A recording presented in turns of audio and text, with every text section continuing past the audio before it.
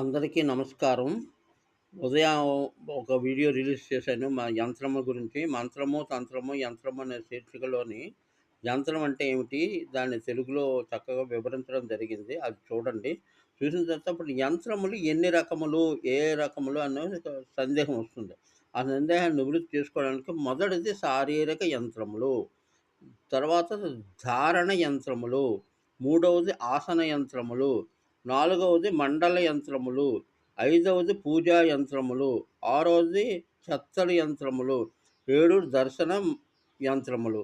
ఇవన్నీ ఒక్కొక్క కేటగిరీ అంటే ఒక్కొక్క వివిధ రకాలైనటువంటి యంత్రాల గురించి ఒక్కొక్క యంత్ర విధానం గురించి త్వరలో పెద్ద వీడియోలో చేస్తున్నాను. అంతవరకు వేచి ఉండండి.